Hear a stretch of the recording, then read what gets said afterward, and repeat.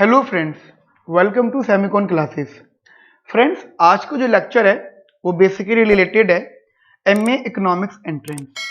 Guys, आज के lecture में हम लोग एमए इकोनॉमिक्स एंट्रेंस का जो बहुत ज़्यादा इम्पॉर्टेंट सब्जेक्ट है, जो बहुत ज़्यादा एंट्रेंस में पूछा जाता है, जिसके क्वेश्चन बहुत ज़्यादा आते हैं, ठीक है गाइस, वो सब्जेक्ट हम डिस्कस कर रहे हैं guys, that is micro economics. Guys, MA economics entrance में अगर सबसे ज्यादा वेटेज अगर किसी सब्जेक्ट की है तो गाइस वो माइक्रो इकोनॉमिक्स है। हाँ, ये डिपेंड करता है कि कौन सी यूनिवर्सिटी है, क्योंकि अगर आप एग्जांपल लो JNU जवाहरलाल नेहरू यूनिवर्सिटी, तो गाइस वहां पे थोड़ा सा macro economics, development economics, international economics थोड़ा ज्यादा आ जाता है। बट ध्यान रखना, जितने भी सब्जेक्ट्स हैं उनकी कनेक्टिविटी गाइस माइक्रो इकोनॉमिक्स से कंफर्म है। ठीक है गाइज, तो आज हम डिस्कस करेंगे माइक्रो इकोनॉमिक्स। गाइज, ये लेक्चर बेसिकली आपका फर्स्ट डेमो होगा एमए इकोनॉमिक्स एंट्रेंस क्लास का। गाइज, इस लेक्चर से पहले मैंने एक लेक्चर ऑलरेडी आपके लिए अपलोड किया है यूट्यूब पर। अगर आप में से कोई स्टूडेंट ऐसे हैं जो मेरे फर्स्ट इसी लेक्चर को देख रहे हैं और वो लेक्चर उन्होंने नहीं देखा, तो गाइज आप उस लेक्चर को भी एक बार जरूर देखना, क्योंकि उस लेक्चर के अंदर मैंने आपको ये बताया है कि friends, how to prepare MA economics entrance and what are the strategies. ठीक है गाइज, कि आप एंट्रेंस को कैसे कैसे प्रिपेयर कर सकते हो और प्लस क्या क्या स्ट्रेटजीज हो सकती हैं। गाइज, उस लेक्चर में मैंने आपको कुछ यूनिवर्सिटीज के बारे में बताया। गाइज, यूनिवर्सिटीज तो गाइज इंडिया में 15 to 18 है। अगर आप इंडिया को टारगेट ही करते हैं, इंडिया की यूनिवर्सिटीज में एडमिशन लेना चाहते हैं, ठीक है गाइज। कुछ बच्चे कहते हैं हमें सिर्फ दिल्ली ही एडमिशन चाहिए। गाइज, अपनी अपनी चॉइस होती है। सो पॉइंट इज दैट कि मैंने उस लेक्चर में बताया था कि कौन कौन सी यूनिवर्सिटीज हैं और रेपुटेटेड हैं, कौन कौन सी अच्छी हैं, रेपुटेटेड है, ठीक है ना गाइज। तो आपके लिए 15 to 18 यूनिवर्सिटीज है जिन्हें आप गाइज प्रिपेयर करोगे, जिनके एंट्रेंस एग्जाम आप दोगे, ठीक है, उसमें से आप चॉइस करोगे। बट फिर भी मैंने आपको बताया था कि आप फाइव यूनिवर्सिटीज गाइज जो है टारगेट कर लो। कौन कौन सी? DAC, ISI, JNU, IGIDR and Shiv Nadar. ठीक है गाइज, ये वो यूनिवर्सिटीज है, देखो समझना मैं क्यों इनका नाम ले रहा हूं। ये वो यूनिवर्सिटीज हैं जिनका एग्जाम पैटर्न बिल्कुल डिफरेंट होता है, बिल्कुल ही अलग होता है। उससे फायदा क्या मिलेगा आपको? अगर आप इन पांचों यूनिवर्सिटीज से रिलेटेड वाला सब्जेक्ट रीड करोगे तो गाइज आपकी अदर यूनिवर्सिटीज भी प्रिपेयर्ड हो जाएंगी, ये कंफर्म है गाइज। जैसे एग्जांपल, अगर आप JNU का सिलेबस पढ़ रहे हो तो ध्यान रखना, जो यूनिवर्सिटीज JNU को फॉलो करती हैं, यानी JNU आपसे मैक्रो ज्यादा पूछता है, ग्रोथ थ्योरी ज्यादा पूछता है, डेवलपमेंट थ्योरी ज्यादा पूछता है, इंटरनेशनल इकोनॉमिक्स ज्यादा पूछते हैं JNU वाले। तो गाइज, अगर आप JNU के पैटर्न को स्टडी कर लोगे तो गाइज आपकी वो यूनिवर्सिटीज भी प्रिपेयर हो जाएंगी जो ये सिलेबस ज्यादा पूछते हैं। या फिर ISI, इंडियन स्टैटिस्टिकल इंस्टीट्यूट, यार ये वो यूनिवर्सिटी है जो मैथमेटिक्स बहुत ज्यादा पूछते हैं, बहुत ज्यादा मैथमेटिक्स पूछते हैं। अगर आप गाइस ISI को प्रिपेयर कर लोगे तो ध्यान रखना आपका अशोका यूनिवर्सिटी भी साथ साथ प्रिपेयर हो जाएगा। तो कहने का मतलब ये है कि गाइस आप जो है पढ़ो तो मतलब सबके लिए, लेकिन आपके माइंड में 5 यूनिवर्सिटीज हो, ठीक है गाइस। ये 5 यूनिवर्सिटीज अपने माइंड में रखना, इनकी लिस्ट बना लेना, इनका सिलेबस मैं बता दूंगा कि अगर आप बेसिकली इन पांचों को, स्पेशल इन पांचों को पढ़ रहे हो तो क्या क्या सिलेबस आपको फॉलो करना है। Got it guys? Now guys देखिएगा, आज हमारी डेमो फर्स्ट क्लास है गाइज माइक्रो इकोनॉमिक्स की। तो गाइज इस क्लास में मैं क्या कर रहा हूं, मैं देखो गाइज ऐसा है कि जैसे मैंने बताया आपको 5 यूनिवर्सिटीज हैं या 18 यूनिवर्सिटीज हैं। गाइज पता है क्या है, यूनिवर्सिटी कोई भी हो, बट गाइज ध्यान रखना हर यूनिवर्सिटी का बेसिकली कॉमन सिलेबस एक होता है, कॉमन सिलेबस। जैसे कि आप बोलते हो कि सर मान लो माइक्रो मैक्रो मैथ स्टैट्स, ये तो कॉमन सिलेबस का पार्ट है, consumer theory, production theory, markets. अब जैसे मार्केट हर जगह आता है, अब लेकिन मार्केट JNU में थोड़े अलग लेवल का आता है और दिल्ली स्कूल ऑफ इकोनॉमिक्स का थोड़ा अलग लेवल का आता है।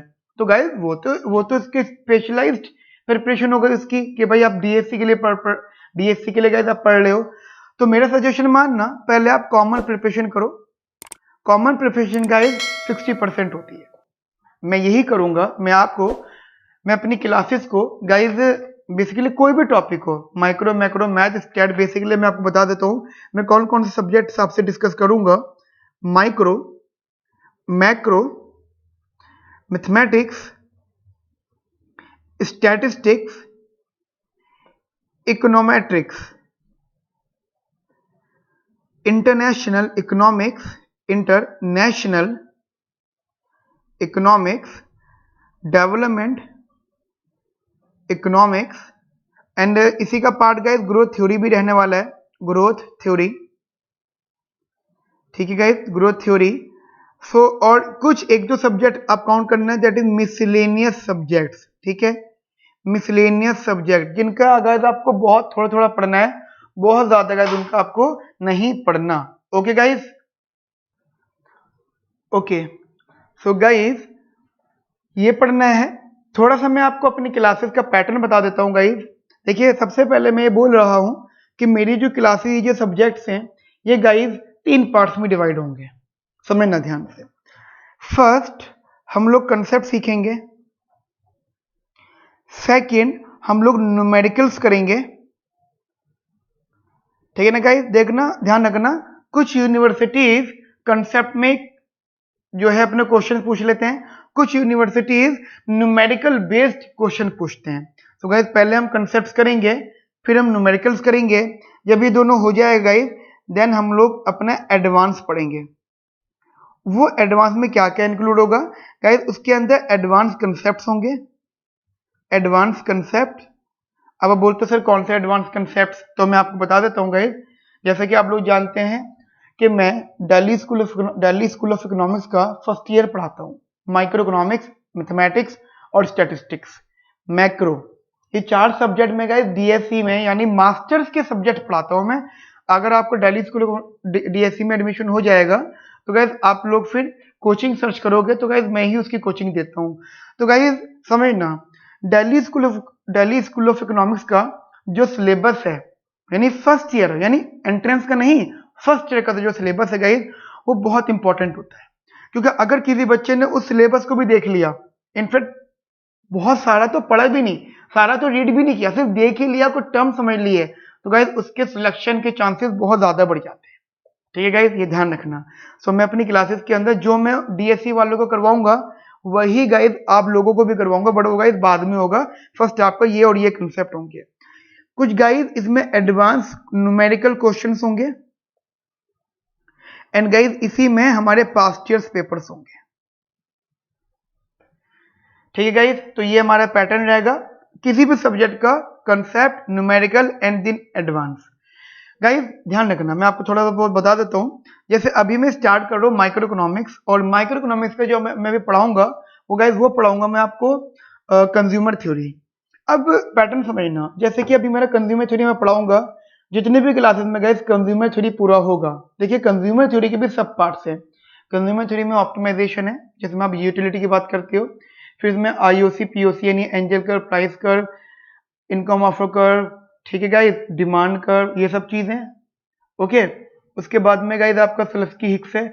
तो ध्यान रखना, जैसे जैसे टॉपिक यानी कंज्यूमर थ्योरी के जो इंटरनल सब टॉपिक्स हैं, यानी optimisation, Marshallian demand, Hicks demand, Slutsky equation, intertemporal choices, ये गाइस अलग अलग टॉपिक्स हैं। सो जैसे जैसे मैं टॉपिक्स आपको करवाता जाऊंगा, वैसे वैसे गाइस इन टॉपिक से रिलेटेड आपको एक असाइनमेंट भी मिलता जाएगा। मान लो मैंने ऑप्टिमाइजेशन यानी जहां पे मार्शलियन डिमांड निकालते हैं, मैंने उस टॉपिक को 5 घंटे में कंप्लीट किया, यानी 5 घंटे का मतलब अपनी क्लासेस को मैंने डिवाइड कर दिया, 2-2 घंटे, 1.5 घंटे की क्लासेस गाइस, 2 से 3 क्लासेस में गाइस मैंने वो कंप्लीट कर दिया, 3 से 4 क्लासेस में। ठीक है, नाउ देन वो जब हो जाएगा, देन गाइस आपको एक असाइनमेंट आएगा। जब आपको असाइनमेंट आएगा तो गाइस वो असाइनमेंट आपको करना होगा, आप उसके सोल्यूशन मुझे भेजोगे। ठीक है, आप उसके सोल्यूशन मुझे भेजना, देन गाइस आपके सोल्यूशन चेक होंगे। हाँ, चेक तो होंगे, यानी उस पर टिक मार्क लिखा हुआ होगा, रॉन्ग, गलत का साइन बना हुआ होगा, टिक का साइन बना हुआ होगा, लेकिन गाइस उसमें जो एरर्स होंगे वो हम आपको एरर वहां पे ठीक नहीं करेंगे। मैं बता रहा हूँ क्यों, क्योंकि अगर हमने एरर वहां ठीक करे तो आपको बेसिकली आप अपनी गलती, मतलब हम आपकी गलती आइडेंटिफाई करके बता रहे हैं, तो आपका ध्यान ज़्यादा नहीं जाएगा, टू द पॉइंट उस पर ध्यान जाएगा। बट हम क्या करेंगे, हम वहां पे कट तो कर देंगे, लेकिन हम आपकी उस असाइनमेंट का डिटेल सॉल्यूशन हम आपको प्रोवाइड कर देंगे। उसके बाद आप खुद देखना कि कोई आंसर को अगर मैंने कट किया है तो उस आंसर में कमी क्या है। ठीक है गाइस, तो एक तरह की स्ट्रेटेजी, एक पैटर्न है जिससे कि गाइस आपको प्रिपरेशन में काफी ज्यादा हेल्प मिलेगी। ठीक है गाइस, तो ऐसे हमारा प्रोसीजर रहेगा सब्जेक्ट वाइज। नाउ गाइस मैं स्टार्ट कर रहा हूं, that is micro economics. Micro economics guys, micro economics को पढ़ने के लिए मैं आपको बता देता हूं, एक बुक मैंने बताई थी आपको, दैट इज स्नाइडर, यानी Nicholson and Snyder, Nicholson and Snyder. Guys ये बुक फॉलो करनी है आपको, यानी अगर आप बोलो कि सर कोई एक बुक हम परचेज करें, ठीक है, कोई एक बुक गाइस हम लोग परचेज करें सर, तो कौन सी बुक परचेज करनी चाहिए, तो ध्यान रखना आपको ये बुक परचेज करनी है। ये एक बुक कह सकते हो एक तरह की एंटीबायोटिक है आपकी जो माइक्रो की प्रिपरेशन के लिए। यानी आप दुनिया भर की सारी बुक्स पढ़ लेना, वो मैटर नहीं करता, बट ये जरूर पढ़नी है आपको। माइक्रो इकोनॉमिक्स में गाइस बेसिकली मैंने सिलेबस तो बता दिया था, तो अभी मैं फिलहाल कंज्यूमर थ्योरी डिस्कस कर रहा हूं आप लोगों से। निकोलसन का वो चैप्टर नंबर 3 to 6 है, निकोलसन का वो चैप्टर नंबर 3 to 6 है, तो गाइस वो भी थोड़ा सा पैटर्न ध्यान रखना। ओके, नाउ स्टार्ट करते हैं गाइस हम लोग यहाँ पर। गाइस कंज्यूमर थ्योरी में बेसिकली हमें क्या क्या सीखना है अभी के लिए, देखो मान लो गाइस हमारे पास जो एजेंट जो भी होता है, मान लो let suppose there are agent, let suppose there are one agent, कोई भी एक एजेंट है कंज्यूमर। अब गाइस वो मान लो वो कोई ना कोई बंडल कंज्यूम करता है, दैट इज दिस बंडल। इस बंडल को आप मान लो x1 x2 और ये है गाइस x1 और x2। ठीक है गाइस, ये वो बंडल है, मान लो ये बंडल ये आ गया इधर की साइड। अब अगर ये बंडल है x1 x2, तो गाइस ये जो बंडल पर है उस एजेंट ने कोई ना कोई प्रॉपर्टीज माइंड में रही होंगी। मान लो एक बंडल मैंने कंज्यूम करा है, तो मेरे माइंड में कुछ ना कुछ प्रॉपर्टीज रही होंगी, एक्सियम्स रहे होंगे एंड साथ साथ अजम्पशंस रही होंगी, यानी कुछ ना कुछ मल्टीपल कंसेप्ट रहे होंगे जब भी मैं ये बंडल प्लॉट कर रहा हूं। तो गाइस अभी मैं उन्हीं तीन चीजों को जो है तीन चीजों को आपको बता रहा हूं। ठीक है, ओके ओके, सो ये बंडल तो तीन प्रॉपर्टीज, तीन अजम्पशन या एग्जाम जो आप बोले, बट तीन सबसे इंपॉर्टेंट बातें जो आपको गाइस ध्यान रखनी है, वो क्या है मैं आपको बता देता हूं। सो सबसे पहली चीज है गाइस, सबसे फर्स्ट मोस्ट इंपॉर्टेंट बात गाइस, कि जो बंडल है, बेसिकली कोई भी बंडल होता है गाइस, उसमें प्रॉपर्टी कौन सी अप्लाई होती है, कंप्लीटनेस। ठीक है गाइस, देखिए गाइस वैसे तो एग्जाम पॉइंट ऑफ व्यू से ये बहुत ज्यादा इंपॉर्टेंट तो नहीं है, मतलब अलग से ये पूछेंगे कि कंप्लीटनेस बताओ, तो वो तो बहुत ज्यादा इंपॉर्टेंट नहीं है। हाँ गाइस आपको पता जरूर होना चाहिए कि होती क्या है। ठीक है, चलिए देखो गाइस, कंप्लीटनेस का मतलब क्या होता है। कंप्लीटनेस का मतलब होता है, कंप्लीटनेस का मीनिंग के मान लो आपके पास दो सिचुएशंस हैं, ऐसे मान लो let suppose you have two situations A and B. ठीक है गाइस, आपके पास दो सिचुएशंस हैं, आप इन्हें सिचुएशंस बोलो, आप इन्हें बंडल्स बोलो, आप इन्हें पॉइंट्स बोलो, आप इन्हें गुड्स बोलो, जो भी आप बोल सकते हो, बट मैं इनको गाइस दो सिचुएशन बोल रहा हूं। अब होता क्या है, ये दो बंडल आपस में कंप्लीट कब होंगे, देखो कब होंगे, सुनो। मान लो आज आप गए शॉप पर, ए और बी दोनों अवेलेबल था, और आपने ए और बी को दोनों सामने थे, और आपने ए को प्रेफर किया बी से, यानी वीकली प्रेफर्ड, एटलीस्ट प्रेफर किया है ए को बी से, यानी या तो ए बी से ज्यादा ही होगा तो प्रेफर करोगे, और अगर बी ले रहे हो तो उसकी भी शर्त होगी कि भाई ए और बी बराबर होगा, समझ लो, यानी A is weakly preferred that B. Now तो आपने यहाँ पे ए को प्रेफर करा, चलो कोई बात नहीं, फिर एक दिन और आप जो है गए सेम शॉप पर, सेम गुड्स की बात करने हैं, सेम सिचुएशन की बात करने हैं, अगेन ए और बी आपके सामने अवेलेबल था, आपने बी को प्रेफर करा। ठीक है, आपने यहाँ बी को प्रेफर करा, इसका मतलब क्या हो गया, आपने एक बार ए को बी से प्रेफर किया, फिर सेम सिचुएशन में बी को ए से प्रेफर किया, इसका मतलब आपके पॉइंट से दोनों को दोनों जो गुड्स है वो इंडिफरेंट है। इंडिफरेंट का मतलब हो गया, मतलब सेम है, आप दोनों में इंडिफरेंट हो गए हो। कैसे इंडिफरेंट हो गए हो गाइस, क्योंकि आपके अकॉर्डिंगली ये दोनों ही सिचुएशन एक दूसरे की प्रॉपर्टी को सेटिस्फाई कर रहे हैं। ठीक है, मान लो आप कोई एक पेन यूज कर रहे हो, ये पेन मैं यूज कर रहा हूँ, ये पेन चलते हुए रुक जाए तो मैं दूसरे पेन लेके इस्तेमाल कर लूंगा, भले ही वो सिचुएशन, भले ही प्रोडक्ट अलग अलग हो, भले ही वो गुड्स अलग अलग हो, कंजम्पशन अलग अलग हो, उनके प्राइजेस अलग अलग हो, doesn't matter, but the point is that वो जो गुड्स होंगे या सिचुएशन होंगे गाइस, वो प्रॉपर्टीज को सेटिस्फाई कर रहे होंगे। ठीक है, तो ध्यान रखना, उसे हम कहते हैं कंप्लीटनेस। सेकंड होता है गाइस यहाँ पे ट्रांजिटिव। ठीक है, ट्रांजिटिव ठीक है, ट्रांजिटिव का मतलब क्या होता है गाइस? एक ना रिफ्लेक्सिव भी होता है, बट वो भी डिस्कस नहीं कर रहा है, टू द पॉइंट जो इंपॉर्टेंट है वो डिस्कस कर रहे हैं। ट्रांजिटिव का मतलब क्या होता है गाइस? ट्रांजिटिव का बेसिकली इजी सा मतलब है गाइस कि मान लो आपने बोला कि A is related to B, let's suppose there are three situation, three bundles ABC। ठीक है, और आपने बोला sir A related to B, ये जो R है ना, ये रिलेशन है। अब वो रिलेशन गाइस कुछ भी हो सकता है, वो स्ट्रिक्ट प्रेफरेंस का हो सकता है, वो गाइस वीक प्रेफरेंस का हो सकता है, वो गाइस इंडिफरेंटनेस का हो सकता है, और तीनों में से कुछ भी हो सकता है। तो A रिलेटेड टू B, अगर A रिलेटेड टू B है and B related to C है, तो ये कंफर्म होगा कि A जो होगा वो C से रिलेट करेगा। ठीक है, जो A जो होगा वो C से रिलेट करेगा। गाइस ध्यान रखना, ये जो नोटेशन लिख रहा हूं मैं ये वाली, इन पे DSC ने और कुछ यूनिवर्सिटीज ने मैक्सिमम टू मैक्सिमम 1 से 2 बार क्वेश्चन पूछा है। तो जब मैं अपने एडवांस पढ़ कराऊंगा तो मैं गाइस आपको मैं इनमें खेलना सिखाऊंगा, या दैट मींस कि वीकली प्रेफरेंस, स्टिकली प्रेफरेंस और इंडिफरेंट के नोटेशन से कैसे फाइनल आउटकम आ जाता है। ठीक है गाइस, ये तब सीखेंगे, बट ट्रांजिटिव और कंप्लीटनेस का गाइस मीनिंग ये होता है।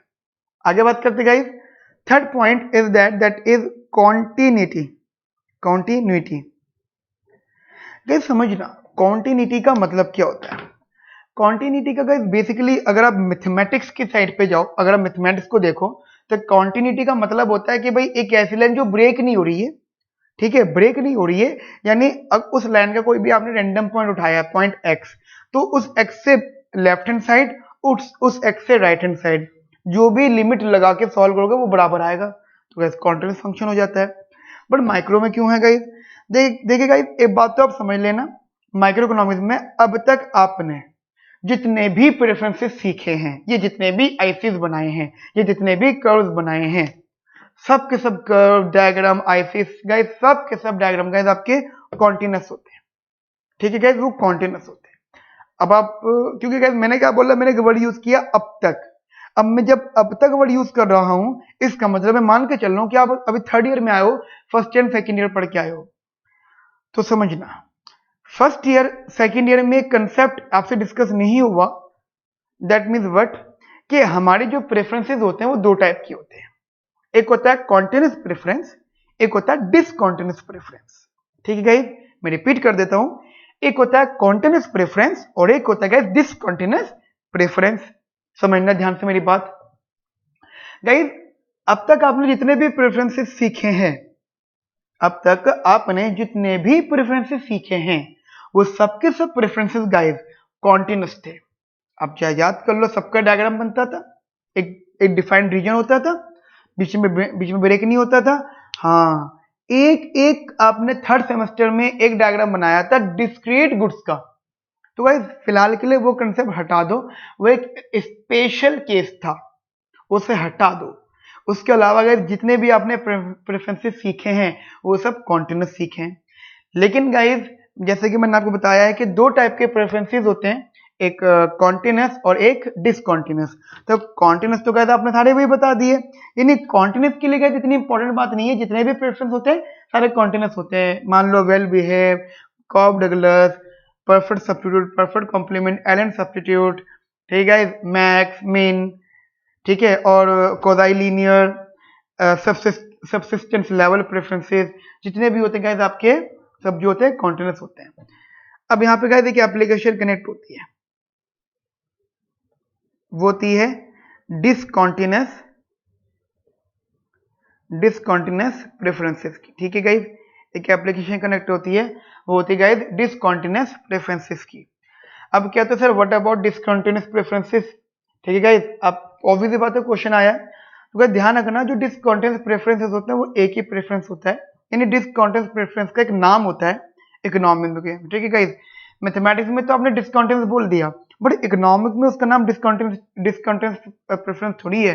इकोनॉमिक में उसका नाम है गाइस, मैं नाम ले रहा हूं, जरा दिया गाइस ध्यान सुनना, उस प्रेफरेंस का नाम है लेक्सिकोग्राफिक। उस प्रेफरेंस का नाम है गाइस लेक्सिकोग्राफिक। रिपीट कर रहा हूं गाइस, उसका नाम है लेक्सिकोग्राफिक। थोड़ी बड़ी स्पेलिंग है, LEXICOGRAPHIC, लेक्सिकोग्राफिक, समझना गाइस। गाइस अगर आप ISI को ध्यान से पढ़ रहे हैं, इंडियन स्टैटिस्टिक्स इंस्टीट्यूट को अच्छे से गाइस प्रिपेयर कर रहे हैं, आप DSC को प्रिपेयर कर रहे हैं, तो गाइस ध्यान रखना ये वो टॉपिक है जो दोनों में बहुत ज्यादा आता है, और सबसे ज्यादा तो DSC में आता है। अगर दिल्ली स्कूल ऑफ इकोनॉमिक्स को अगर आपको बिल्कुल क्रैक करना है कि हमें ये सिलेक्शन चाहिए ही चाहिए, तो अब मुझसे पूछो कि सर कोई टॉपिक बताओ जिसकी कंफर्मेशन 100% है, वो आएगा ही आएगा, और वो आया है तो आपके पास से बगैर सॉल्व ना जाए, क्या वो है लेक्सिकोग्राफिक। 2014 के अंदर 2014 के अंदर दिल्ली स्कूल ऑफ इकोनॉमिक्स ने एक टॉपिक आया था जर्नल इक्विलिब्रियम, और गाइस उसके अंदर उसने मतलब इतना सेंटी हो गए थे ये लोग, इतने भावुक हो गए थे कि जर्नल इक्विलिब्रियम के अंदर लेक्सिकोग्राफिक भर के पूछा। या फिर अगर पुराना प्रोसीजर उठाओ गाइस उनका, पुराने पास्ट ईयर्स, तो हर साल कम से कम 3 से 4 क्वेश्चन आते थे जनरल इक्विलिब्रियम के, और कभी कभी तो ये होता है कि सब के सब गाइस लेक्सिकोग्राफिक ही होते हैं। बेसिकली 2014 के बाद में दिल्ली स्कूल ऑफ इकोनॉमिक्स ने अपना पैटर्न को चेंज किया, और फर्स्ट वो पेपर था जो काफी टफ काउंट हुआ था 2014 का दिल्ली स्कूल ऑफ इकोनॉमिक्स का, क्योंकि गाइस जर्नल इक्विलिब्रियम उन्होंने बहुत अच्छा करके पूछा था, और लेक्सिकोग्राफिक को इस तरीके से पूछा था कि बच्चे उसको जज ही नहीं कर पा रहे थे पूछा क्या है। तो गाइस बट उसके बाद में हमने उसको अच्छे से बताना स्टार्ट किया, तो लेक्सिकोग्राफिक है। अब चलिए गाइस लेक्सिकोग्राफिक वाले टॉपिक को तो जब हम आगे स्पेशल गाइस इस पे एक क्लास होगा, इस पे पूरा एक लेक्चर होगा, ठीक है, पूरा एक सेशन होगा, तब इसकी बात करेंगे। मैं इतना बता देता हूं आपको, लेक्सिकोग्राफिक 2015 में अंबेडकर यूनिवर्सिटी ने सबसे पहला क्वेश्चन पूछा था कि utility function of lexicographic preference. ठीक है, utility function of lexicographic preference 2015 में अंबेडकर ने पूछा था।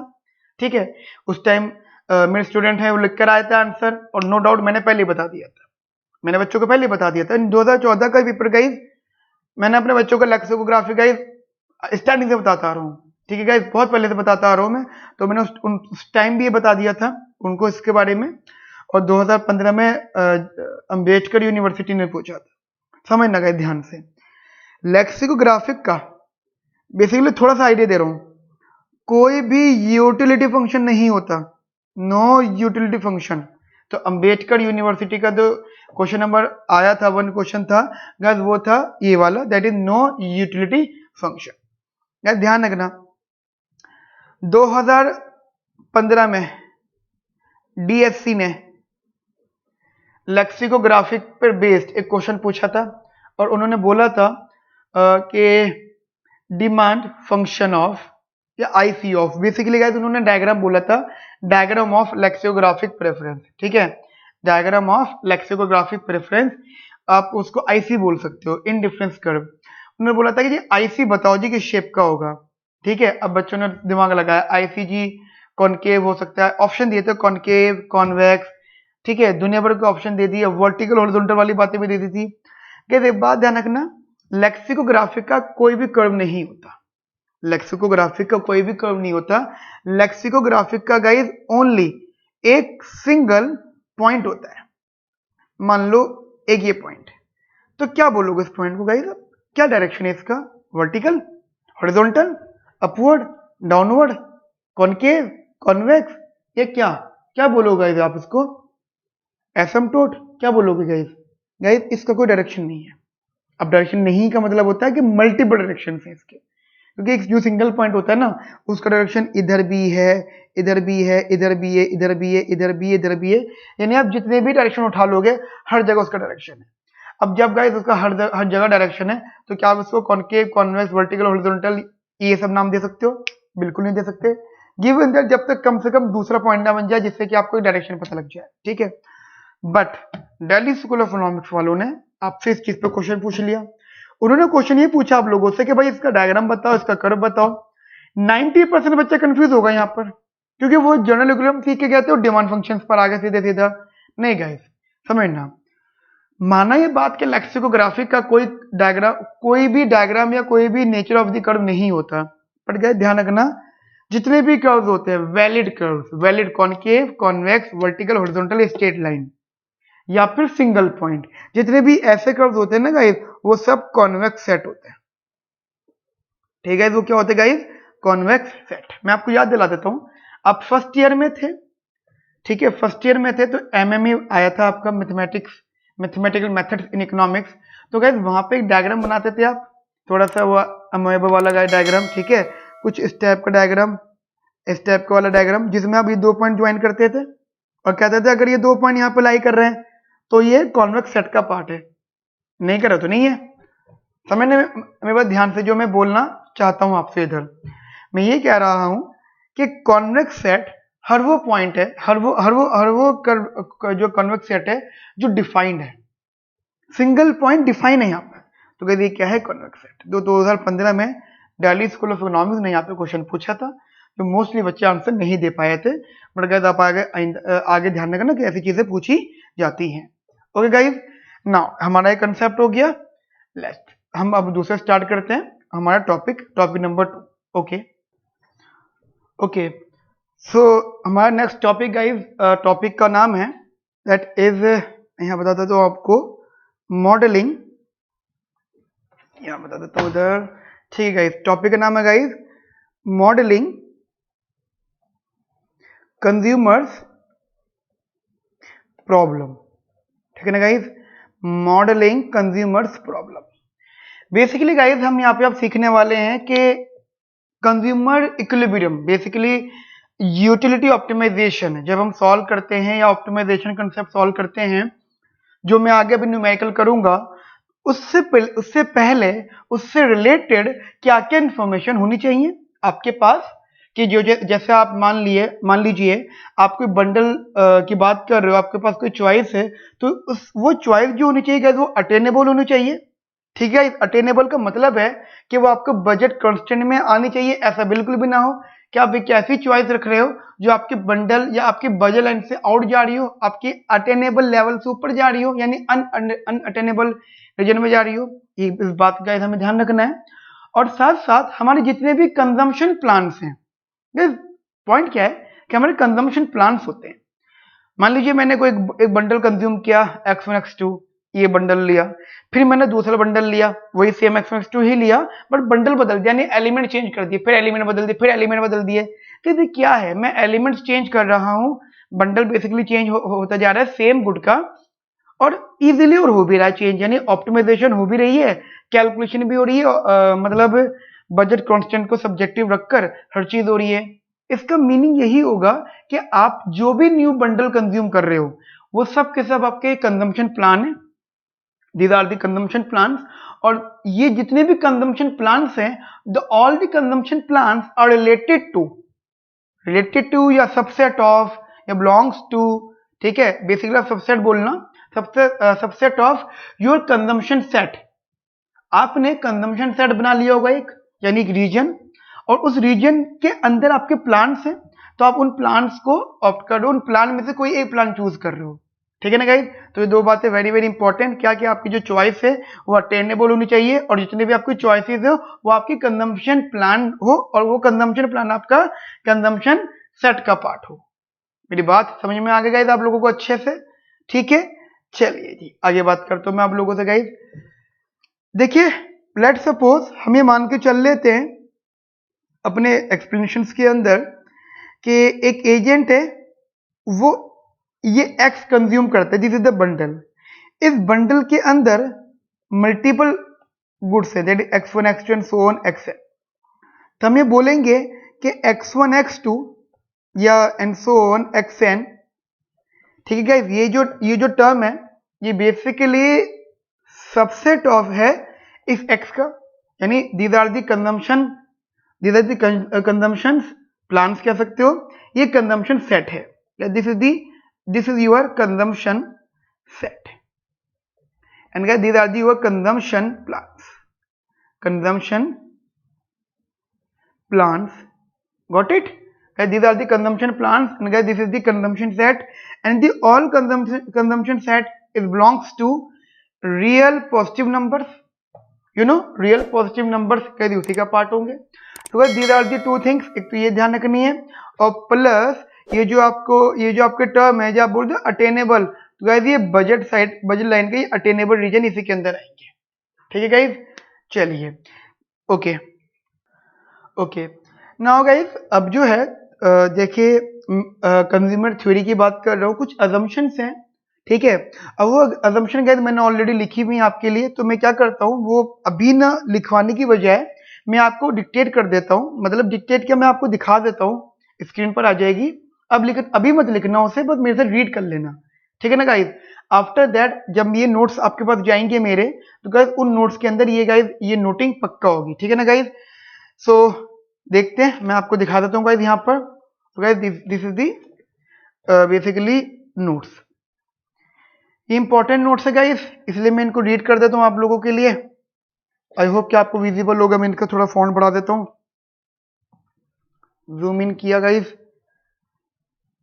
चलिए गाइज मैं रीड कर रहा हूँ गाइज आप लोगों के लिए। तो गाइज ये अब मैं ये जो गाइज डिस्क्रिप्शन में ये नोट्स होंगे, बेसिकली डिस्क्रिप्शन में नहीं होंगे, ये जब जो स्टूडेंट पेड हो जाएंगे, जो ज्वाइन कर लेंगे, उनको ये नोट्स मिल जाएंगे, ठीक है।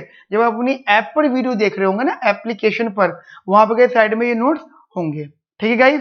ओके नाउ गाइज देखिएगा, पहली बात तो मैंने दोनों बातें आपको बता दी हैं, that is faces choices that are attainable, फिर है set of all possible consumption plans are consumption set, जो कि मैंने अभी आपको बताया है। गाइस कुछ अजम्पशंस हैं कंज्यूमर प्रॉब्लम से रिलेटेड, जरा वो समझिएगा। ये गाइस ये जो मैंने नोटिंग करी है ये 3-4 बुक से मिला के करी है, ठीक है। तो गाइस आप इनको बस एक बार देख लीजिए, आपको थोड़ी बहुत अंडरस्टैंडिंग्स आ जाएंगी यहाँ पर, समझना गाइस ध्यान से। अजम्पशन है यहाँ पर, the number of units of commodities are non negative real numbers. ध्यान रखना, जितनी भी यूनिट्स हैं कमोडिटीज की जितनी भी यूनिट्स हैं, यानी उनके बीच के एलिमेंट्स हो गए, वो सबके सब नॉन नेगेटिव रियल नंबर्स होंगे। इसका मीनिंग पता है क्या होता है? इसका मीनिंग होता है your bundle always lies in the first quadrant. Okay, मैं फिर रिपीट करता हूं, your consumption bundle always lies in the first quadrant. Basically first quadrant के अंदर आपके नॉन नेगेटिव रियल नंबर्स होते हैं। बेसिकली नॉन नेगेटिव तो बिल्कुल भी नहीं होता उसके अंदर, गॉट इट। और गाइस थोड़ा सा मैंने इसको इस नोटेशन में लिखा है कि ये फर्स्ट, ये सेकंड, ये थर्ड एंड सो ऑन करते करते अगर आप इनको मल्टीप्लाई करते हो तो ये हो जाएगा आपका आर एन प्लस। गाइस ये क्या हो जाएगा आपका आर एन प्लस। मेरी बात समझ में आई गाइस आप लोगों को अच्छे से? चलिए फिर कहते हैं any combination of non negative real amounts of these n communities gives the consumption set. यानी जितने भी नॉन नेगेटिव रियल अमाउंट्स हैं इन एन कॉमोडिटीज का, उनको कोई भी कॉम्बिनेशन जो भी होगा वो कंजम्पशन सेट का पार्ट होगा या कंजम्पशन सेट प्रोवाइड करेगा आपको। मेरी बात समझ में आएगा आप लोगों को अच्छे से? नाउ अगली इंफॉर्मेशन है, अजम्पशन है, the consumer can not consume irrational amount of commodities. मैं रिपीट कर रहा हूं, the consumer can not consume irrational amount of commodities, ठीक है, इररेशनल अमाउंट ऑफ कमोडिटीज और इन फ्रैक्शन यानी नॉन इंटीग्रल क्वांटिटीज, ठीक है। सब ना जितने भी कंज्यूमर जितने भी अमाउंट कंज्यूम करेगा वो सब guys irrational amount of commodities नहीं होगा, यानी फ्रैक्शन में भी नहीं होगा, इररेशनल भी नहीं होगा, फ्रैक्शन में भी नहीं होगा। फ्रैक्शन में गाइस कौन सा वाला फ्रैक्शन? जो जिसके डेसिमल के बाद में टर्म रिपीट होते रहते हैं, ठीक है, रिपीट वाले, वो नहीं होगा, ठीक है गाइस। चलिए आगे बात करते हैं। फिर कंजम्पशन सेट जो होता है वो ऐसे रिप्रेजेंट हो सकता है, x is equal to this, ठीक है गाइस। ये तो इतनी सी इंफॉर्मेशन थी गाइस। चलिए आगे बात करते हैं गाइस। देखिए गाइस ये बस रीडिंग मटेरियल है, ये बेसिकली वो नोट्स हैं जो मैं आपको प्रोवाइड करूंगा अपने क्लासेस के, ठीक है, कि एक क्लास के नोट तो होंगे प्लस ये आपका रीडिंग मटेरियल है, तो ये नोट्स मैं आपको दूंगा, तो इसलिए मैं आपको यहाँ पर गाइस शेयर कर रहा हूँ आप लोगों से। चलिए नेक्स्ट गाइस इधर है, चलिए ये बात कर लेते हैं इधर गाइस हम। ओके, थर्ड अजम्पशन है कंज्यूमर्स आर कॉम्पिटिटिव एजेंट। आपको पता है कॉम्पिटिटिव एजेंट का मतलब क्या होता है? कॉम्पिटिटिव एजेंट का बेसिकली मतलब होता है कि कंज्यूमर जो है मार्केट प्राइस को एक्सेप्ट कर लेगा। क्यों? क्योंकि उसको मालूम है अगर वो एक्सेप्ट नहीं करेगा तो उसके अकेले की वजह से मार्केट अपना प्राइस चेंज नहीं करेगी। जैसे कि हमें लिखा हुआ मैंने, means he is competitive if he is the price taker, he believed that by his actions he cannot affect the price in the market। उसको मालूम है कि वो अपने एक्शन से मार्केट के प्राइस का चेंज नहीं कर सकता। ठीक है गाइस, चलिए और ध्यान रखना ये जो अजम्पशन है, this assumption gives us the set of all affordable consumption bundle. Guys ये मार्केट के यानी ये जो कंजम्पशन अफोर्डेबल होती है वही बंडल हमें गाइस उनके अजम्पशन के लिए सेट करवाता है। ठीक है, the assumption gives us the set of all affordable consumption bundles. Got it? चलिए गाइस आगे बात करते हैं। Guys next assumption very very important assumption guys वो ये कि जस्ट एग्जांपल समझना इधर, that is prices are non negative. हमारे जो प्राइसेस हैं गाइस वो नॉन नेगेटिव है। अब बोलते हैं नॉन नेगेटिव का मतलब क्या होता है? Weekly positive. ठीक है गाइस, नॉन नेगेटिव का मतलब होता है गाइस ये वीकली पॉजिटिव। अब आप बोलो सर वीकली पॉजिटिव का मतलब क्या होता है? तो बेटा वीकली पॉजिटिव का मतलब होता है कि प्राइस जीरो भी होगा और प्राइस पॉजिटिव भी होगा। ठीक है गाइस, प्राइस जीरो भी होगा और प्राइस पॉजिटिव भी होगा। अब कहते हैं सर जीरो प्राइस होने का मतलब क्या होता है? तो बेटा ध्यान रखना, जब भी किसी कमोडिटी का प्राइस जीरो होता है तो गाइस वो कमोडिटी फ्री गुड हो जाती है। ठीक है, वो फ्री हो जाती है, फ्री कमोडिटी या फ्री गुड में काउंट होता है। और गाइस फ्री कमोडिटी या फ्री गुड की जो डिमांड होती है गाइस वो इनफाइनाइट होती है। ठीक है, फ्री गुड की डिमांड जो होती है वो इनफाइनाइट होती है। तो ध्यान रखना ये कंसेप्ट है। और गाइस जो पॉजिटिव प्राइस है वो गाइस फाइनाइट डिमांड वाला होता है, that is the finite demand. ठीक है गाइस, गॉट इट? चलिए आगे बात करता हूँ मैं गाइस आप लोगों से, दैट इज इनकम। जो इनकम है गाइस वो स्ट्रिक्टली पॉजिटिव है। जो इनकम है वो क्या है? Strictly positive. अब स्ट्रिक्टली पॉजिटिव का मतलब क्या हो गया कि मतलब जैसे कि M is strictly more than zero. But ये बच्चा पूछता है, जब हम ऑफलाइन पढ़ाते हैं तो बच्चे पूछते थे बहुत सारे डाउट्स। बच्चे पूछते हैं सर मान लो इनकम जीरो हो गई तो? मान लिया ना, क्योंकि हमने तो मैक्रो में पढ़ी थी। आप लोगों ने मैक्रो इकोनॉमिक्स में जब कंजम्पशन फंक्शन लिखते थे तो वहां तो पढ़ते थे इस चीज को कि जो y is equals to zero, so what about consumption? Guys consumption होगी, कंजम्पशन कितनी होती उस टाइम? कंजम्पशन थी सी बार यानी ऑटोनोमस। अब मुझे बताओ अगर कंजम्पशन ऑटोनोमस है तो क्या वो डिटरमाइंड है? नहीं, वो अनडिटरमाइंड है। ध्यान रखना कि बेसिकली यहाँ पे जो इनकम है या कंजम्पशन प्लान की बात कर रहे हो, अगर वेरिएबल जीरो हो जाता है ना, यानी ये वाला, तो गाइज पहली बात तो कंजम्पशन की बात कर लो, कंजम्पशन अनडिटरमाइंड हो जाएगी और इस अनडिटरमाइंड कंजम्पशन का कोई इको मीनिंग नहीं होता। जैसे बीटा वन का इको मीनिंग नहीं होता था ना कुछ भी, when y is equals to only beta one, so they उसके पास it has no eco meaning. उस टाइम का इको मीनिंग नहीं होता था, वैसे कहते इसका भी इको मीनिंग नहीं होगा। मेरी बात समझ में आई गाइस आप लोगों को अच्छे से? नाउ गाइस ये थी इसकी अजम्पशंस जो कि मैंने आपको बता दी है। मैं आगे बता दूं गाइस इसका, that is budget set. Budget set guys basically budget set का मतलब क्या होता है? बजट सेट की हम बात करते थे, हम कहते हैं set of all affordable, set of all affordable या फिर feasible, set of all affordable या फिर feasible consumption, feasible consumption, set of all affordable या फीजिबल कंजम्पशन प्लान्स। ठीक है ना गाइस, जितने भी फीजिबल अफोर्डेबल कंजम्पशन प्लान्स का सेट होता है उसे आप बोलते हो बजट सेट। कोई पूछे what is budget set? So budget set is what that is set of all affordable oblique या अफोर्डेबल और feasible consumption plans. Okay guys, now guys देखिए समझिएगा, बजट को मैं बी से डिनोट कर रहा हूँ, बी से। ठीक है, अब हम मान के चल रहे थे, जैसे अभी अभी हमने क्या सीखा था? हमने सीखा था कि प्राइसेस होते हैं, इनकम होती है। हमने बोला budget is a function of prices and income. Guys यहाँ पे जो पी है ना, this is the price vector, not price, it's a price vector. This P represents P1 P2 and so on. Whatever the number of price, whatever the number of prices, numbers क्या हो उसकी कितनी गिनती हो आखिर तक की कोई बात नहीं, but P represent the price vector. तो हम बोलते हैं कि budget set is a function of prices and income basically, and this equals to no doubt X. What is X here guys? X is the consumption plan, this is the consumption plan, ठीक है। This are guys ये X guys ये है consumption plan. अब आप चाहो x आई लगा सकते हो, आप कुछ भी लगा सकते हो, consumption plan which belongs to. अब बोलो सर ये तो, अब देखो कंजम्पशन प्लान इसका सबसेट है, तो अब चाहो तो इसको कैपिटल एक्स भी कह सकते हो, ठीक है।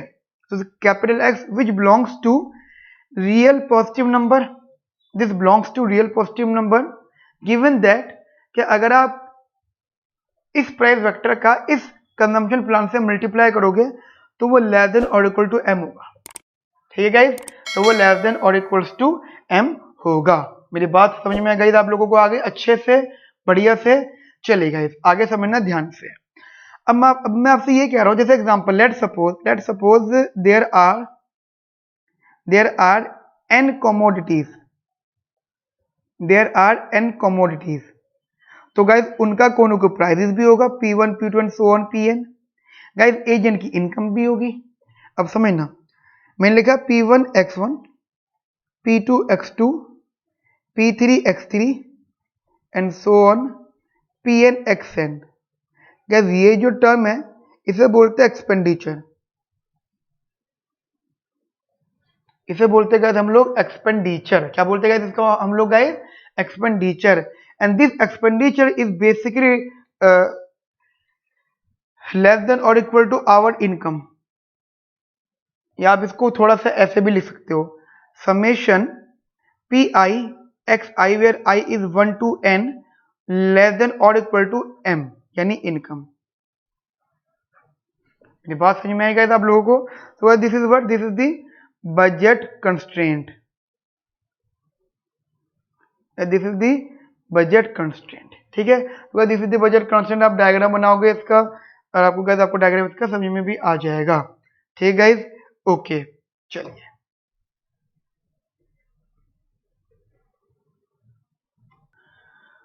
ओके सो नाउ अब मैंने जैसे आपको बताया कि अभी हम स्टार्ट कर रहे हैं गाइस ऑप्टिमाइजेशन टॉपिक, ठीक है ना गाइस। देखिए फर्स्ट डेमो है इसलिए कॉन्सेप्ट बताने हैं, बताया थोड़े से आपको, हर चीज़ बहुत थोड़ी बताई है मैंने आपको, ठीक है ना गाइस, क्योंकि एक क्लास में बहुत कुछ तो नहीं हो सकता। सो अभी जो मैं पढ़ाना स्टार्ट कर रहा हूँ आपको को, और गाइस ऑप्टिमाइजेशन, जिसमें मैं आपको ये बताऊंगा कि कोई भी एजेंट जो है होता है, कोई भी एजेंट होता है वो दो ऑब्जेक्टिव फेस करता है, लाइफ के दो ऑब्जेक्टिव फेस करता है। बेसिकली एग्जांपल, अगर मैं एक एजेंट हूं, मान लो मैं एक एजेंट हूं, तो मैं और मार्केट में जाके कुछ कंजम्पशन कर रहा हूं, तो मेरे के दो ऑब्जेक्टिव्स होंगे। एक ऑब्जेक्टिव होगा टू मैक्सिमाइज माय यूटिलिटी, है ना। एक ऑब्जेक्टिव होगा टू मैक्सिमाइज माय यूटिलिटी, ठीक है, अपनी यूटिलिटी को मैं गाइस मैक्सिमाइज करूंगा, given that budget constraint. Given होगा मेरे को बजट कांस्टेंट, क्योंकि यूटिलिटी मैक्सिमाइज करनी है, subject to budget constant, budget constant given होगा। एक तो ऑब्जेक्टिव मेरा ये हो गया, ओके। अब इसको थोड़ा साइड कर देते हैं। दूसरा ऑब्जेक्टिव गाइस मेरा क्या होता है, बेसिकली मैं आपको बता देता हूँ। दूसरा ऑब्जेक्टिव जो है मेरा, that is to minimise expenditure. Guys मैं अपना जितना खर्चा कम करूंगा उतना मेरे लिए अच्छी बात है। तो guys this is my another objective. So guys यही मैं आपको भी डिस्कस कर रहा हूँ, ऑब्जेक्टिव दोनों के थोड़ा सा बताऊंगा उससे रिलेटेड। गाइस एक न्यूमेरिकल कराऊंगा अपना, ठीक है, बेसिकली न्यूमेरिकल ठीक ठाक सा होगा, and then guys DSC question होगा, ठीक है guys. So Delhi School of Economics का क्वेश्चन होगा, उसके बाद में गाइस हमारी ये डेमो क्लास खत्म हो जाएगा। ओके गाइस चलिए स्टार्ट करते हैं हम लोग। ओके कंसेप्ट्स, ठीक है। सो बेसिकली अब जो अगला टॉपिक मैं स्टार्ट कर रहा हूँ दैट इज ऑप्टिमाइजेशन। चलिए जी, ऑप्टिमाइजेशन गाइस देखिए समझना, ऑप्टिमाइजेशन जो होता है वो दो टाइप का होता है। बेसिकली दो ऑप्टिमाइज्ड वैल्यूज होती हैं। एक ऑप्टिमाइज वैल्यू होती है जब आप अपने ऑब्जेक्टिव को मैक्सिमाइज करते हो, समझ रहे मेरी बात। मैक्सिमाइज करते हो, और एक ऑप्टिमाइजेशन होता है जब अपने ऑब्जेक्टिव को मिनिमाइज करते हो। तो एक ऑब्जेक्टिव वो जिसमें आप अपने ऑब्जेक्टिव को मैक्सिमाइज करते हो, और एक ऑब्जेक्टिव वो जिसमें आप अपने ऑब्जेक्टिव को गाइस मिनिमाइज करते हो। बट जब हम अपने ऑब्जेक्टिव को मैक्सिमाइज करते हैं, ठीक है, और मान के चलो जैसे कि मैक्सिमाइज कर रहे हैं, तो यहां पे गाइस एक सब्जेक्टिव फंक्शन होगा, और सिमिलरली गाइस यहां पे एक सब्जेक्टिव फंक्शन होगा। समझ रहे हो मेरी बात को आप लोग? समझो कि मैं कह रहा हूं कि एक मैक्सिमाइज कर रहा है, मिनिमाइज कर रहा है, दोनों ही केसेस में हमारा एक सब्जेक्टिव फंक्शन होता है। अब अगर हम लोग माइक्रो इकोनॉमिक्स की बात कर रहे हैं, जिसके अंदर हमारे पास दो टर्म्स हैं, जैसे कि मान लो एक है यूटिलिटी फंक्शन, ठीक है गाइस, और एक है बजट कंस्ट्रेंट या बजट सेट। ये दो चीजें गाइस, एक है यूटिलिटी फंक्शन और एक है बजट सेट।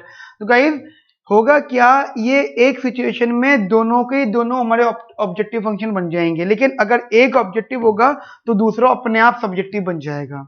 ठीक है गाइस, अब जरा मेरे पास समझना, अगर मैं मैक्सिमाइज कर रहा हूं, ध्यान रखना मैक्सिमाइज हमेशा यूटिलिटी होती है, मैक्सिमाइज कभी भी बजट नहीं होता। बजट मतलब एक्सपेंडिचर, बजट मतलब एक्सपेंडिचर की बात कर रहा हूं मैं, ठीक है, बजट मतलब एक्सपेंडिचर, ठीक है। चलिए, तो मैक्सिमाइज हमारी यूटिलिटी होगी, और जो सब्जेक्टिव होगा, सब्जेक्टिव फंक्शन होगा, वो हमारा होगा बेसिकली बजट कंस्ट्रेंट। अब बजट कंस्ट्रेंट दो टाइप, बेसिकली दो चीज हो जाती है, एक्सपेंडिचर इज लेस देन और इक्वल टू इनकम, ठीक है। नाउ इधर बात कर लेता हूं मैं, जब हमारा बेसिकली मिनिमाइज कर रहे हैं, तो मिनिमाइज हमेशा गाइस हमारा एक्सपेंडिचर होता है, मिनिमाइज हमारा हमेशा एक्सपेंडिचर होता है। और जब गाइस एक्सपेंडिचर मिनिमाइज होता है, ऑब्वियसली बात है, तो इसका सब्जेक्टिव फंक्शन जो होता है, बेसिकली इसका जो सब्जेक्टिव फंक्शन होता है, वो सब्जेक्टिव फंक्शन होता है गाइस हमारा constant utility, constant utility. Got it? बहुत सारे टर्म्स आएंगे, अभी मैंने फिलहाल कांस्टेंट बोला है, बट इसको IUF बोलते हैं, इनडायरेक्ट यूटिलिटी फंक्शन के नाम से भी जाना जाता है गाइस इसको। चलिए गाइस, जब आप इसको सॉल्व करेंगे, ठीक है, समझना, जब आप इसको सॉल्व करेंगे तो जो आपका आउटकम आएगा, मान लो यहां से आपकी x की डिमांड आई है, so now x is a function of what? Prices और इनकम, ठीक है। Similarly y is a function of what? Prices and income. x is a function of prices and income, y is a function of prices and income। मेरी बात समझ में आई आप लोगों को अच्छे से? मैं रिपीट कर रहा हूं, x is a function of prices and income, y is a function of prices and income। और इसको बोलते हैं गाइस हम लोग मार्शेलियन डिमांड फंक्शन, ठीक है गाइस, मार्शेलियन डिमांड फंक्शन। सो मार्शेलियन डिमांड क्या होता है? मार्शेलियन डिमांड का मतलब होता है कि हमारी डिमांड जो फंक्शन होगी वो प्राइसेस और इनकम की होगी, ठीक है ना गाइस। चलिए जी, अब अगर मैं यहाँ पे सॉल्व करता हूँ, ध्यान रखना गाइस, यहाँ से जो मेरे एक्स स्टार आएगा वो प्राइसेस का तो फंक्शन होगा ही होगा, बट वो गाइस कांस्टेंट यूटिलिटी का फंक्शन होगा। अब वो इनकम का फंक्शन नहीं होगा, क्योंकि इनकम तो इनकम नहीं, एक्सपेंडिचर मिनिमाइज करना था, तो वो कांस्टेंट यूटिलिटी का फंक्शन होगा। और ये जो y स्टार P1 P2 और U बार, और गाइस ध्यान रखना, जब IUF यानी कांस्टेंट यूटिलिटी का ये फंक्शन बन जाएगा, तो गाइस हम लोग इसको बोलेंगे, क्या बोलेंगे इसको? दैट इज हिक्स या Hickson demand function, Hickson demand function. Guys जब ये चीजें एक सिचुएशन में दोनों जगह साथ में सॉल्व हो रही है, मतलब एक बार मैक्सिमाइज यूटिलिटी और एक बार मिनिमाइज एक्सपेंडिचर, उसे हम कहते हैं ड्यूलिटी, ड्यूलिटी, ठीक है। ड्यूलिटी एक कंसेप्ट होता है, ड्यूलिटी, जिसके अंदर गाइज ऑब्जेक्टिव हमारे दोनों ही होते हैं। तो सो गाइज आई होप कि आपको ये सब बातें समझ में आ गई होंगी। देखो गाइज, अभी तो फर्स्ट डेमो है, फर्स्ट क्लास है, तो ये जल्दी से करके फिर मैं आपको न्यूमेरिकल करा दूंगा, दो न्यूमेरिकल कराऊंगा, एक न्यूमेरिकल जर्नल और एक न्यूमेरिकल गाइज DSC का पास्ट ईयर। तो जरा आप इसको अच्छे से समझ लो, ठीक है। चलिए, अब गाइज हम सॉल्व करते हैं, बेसिकली ऑप्टिमाइजेशन सॉल्व कर रहा हूं मैं, फिर मैं गाइज मार्शेलियन सॉल्व कर रहा हूं आपके लिए, मार्शेलियन डिमांड। तो लेट सपोज मेरे पास एक प्रेफरेंस है, okay, let's suppose there are utility function,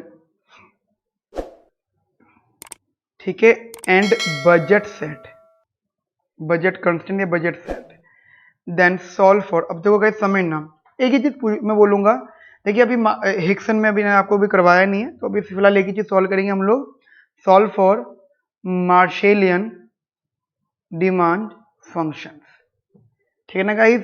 तो मार्शेलियन डिमांड फंक्शन सॉल्व करने हैं हमें, तो अब इसी वही करते हैं। तो मैं क्या कर रहा हूँ गाइस, कुछ प्रेफरेंसेस लिख रहा हूँ, उनमें से एक क्वेश्चन मैं आपको सॉल्व करवा दूंगा। तो अगर आप बात करते हैं प्रेफरेंसेस की, तो गाइस हमें ना मल्टीपल बहुत सारे प्रेफरेंसेस है, बहुत सारे। जैसे एक प्रेफरेंस है मेरे पास में, utility is equals to which is a function of X and Y, that is X Y plus X plus Y, ठीक है। So guys this is the preference X Y plus X plus Y, okay. So X Y plus X plus Y, ठीक है ना guys, ये एक preference है। अब इसमें हम सॉल्व करते हैं। देखिए गाइस समझना, दो तीन चीजें समझना। अभी के लिए मैं आपको डायरेक्ट लेग्रांज बता रहा हूँ, टू द पॉइंट सॉल्व कर रहा हूँ, बट गाइस लेग्रांज पे एक अलग से लेक्चर लिया है मैंने, लेग्रांज की एक अलग से वीडियो मिलेगी आपको बेसिकली मेरी ऐप पर। बट गाइज ये मैं डायरेक्ट टू द पॉइंट यहाँ से स्टार्ट कर रहा हूँ, तो सॉल्व कर रहे हैं। देखो गाइस दो तीन चीजें समझना। फर्स्ट ऑफ ऑल, एक्स जो है वीकली पॉजिटिव है, वाई जो है वीकली पॉजिटिव है। पहली बात तो दोनों चीजें ये शो कर रहा है कि जो हमारा आईसीज है, ICs lies in the first quadrant, ठीक है, फर्स्ट क्वाड्रेंट में आईसीज हमारे लाई करेंगे। एक बात, साथ साथ जो यूटिलिटी गाइस वो भी वीकली पॉजिटिव है। हमारे जो प्राइजेज है वो वीकली पॉजिटिव होते हैं, बट इनकम हमारी स्ट्रिक्टली पॉजिटिव होती है। ये गाइस ये वो इन्फॉर्मेशन है जो अभी हमने अजम्पशंस के पॉइंट से लिखी थी, अगर आपको याद हो अभी थोड़ी देर पहले ही, ये वो सब अजम्पशंस है गाइस, ठीक है। चलिए क्वेश्चन सॉल्व करते हैं हम। क्वेश्चन जैसा भी है, भी क्वेश्चन में लिखते हैं guys, use Lagrange multiplier, maximise utility plus lambda. अब देखिए समझना गाइस, m माइनस का p1 x माइनस का p2 y, ठीक है गाइस, m माइनस का p1 x माइनस का p2 y। Guys this is our budget constraint and this is our utility. Guys ध्यान रखना, our objective is to maximise utility. Why? Because हमारा जो question है वो है मार्शेलियन डिमांड्स का, ठीक है ना गाइस। हमारा क्वेश्चन क्या है इधर गाइस, मार्शेलियन डिमांड्स। Got it? बात समझ में आई गाइस आप लोगों को अच्छे से? चल लीजिए समझना ध्यान से। थोड़ा सा मैं यहाँ पे क्या करता हूँ, लिख देता हूँ मैं यूटिलिटी को, that is X Y plus X plus Y plus lambda m minus का p1 x माइनस का p2 y। Got it? देखिए गाइस समझना, रियल लेग्रांज यूज तो कर रहा हूँ, बट मैं फिर बता रहा हूँ, मैं बाद में कराऊंगा उसको लेग्रांज को अच्छे से। बहुत बहुत बहुत सारी चीजें हैं इस लेग्रांज में, जैसे ये लैम्डा होता है, इसे शैडो प्राइस बोलते हैं, फिर शैडो प्राइसेस की प्रॉपर्टीज होती हैं। ये लेग्रांज को कौन कौन से तरीके से सॉल्व कर सकते हैं हम लोग। ये लेग्रांज कब है, जब एक बजट कांस्टेंट है। अगर एक से ज्यादा बजट कांस्टेंट हो जाता है तो कैसे इसे लेग्रांज ना बोलकर उसका एक्सटेंशन बोल देते हैं, दैट इज कुन-टुकर। समझ रहे हो मेरी बात? तो guys there is a vast knowledge, but अभी के लिए हम इसको इतना लिख रहे थे। गाइस अब क्या करते हैं, पार्शियली डिफरेंशिएट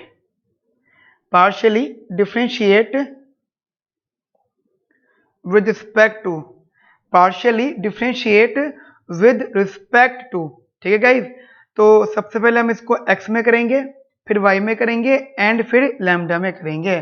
सबसे पहले हम इसको x में करेंगे, फिर y में करेंगे और फिर गाइज हम इसको लैम्डा में डिफरेंशिएट करेंगे।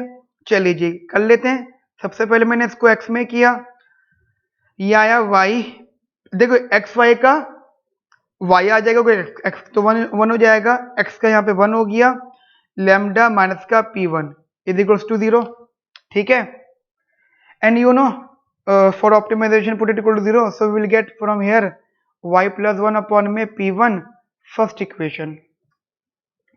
सिमिलरली मैंने इसको डिफरेंशिएट किया y के रिस्पेक्ट में, तो ये x प्लस 1 प्लस का लैम्डा माइनस का p2 इज इक्वल्स टू 0, तो लैम्डा की वैल्यू आ गई x प्लस 1 अपॉन में p2, सेकेंड इक्वेशन, ठीक है ना गाइज। चलिए आगे बात करते हैं। गाइस अब क्या करते हैं हम लोग इन दोनों इक्वेशन को थोड़ा सा इक्वेट कर लेते हैं। मान लो पहली इक्वेशन जो लैम्डा की थी y प्लस वन अपॉन में पी एक्स थी या पी वन थी, और दूसरी इक्वेशन जो लैम्डा की थी वो थी x प्लस का वन अपॉन में पी वाई या पी टू थी। गाइज अब देखो समझना, compare both equations, compare both equations,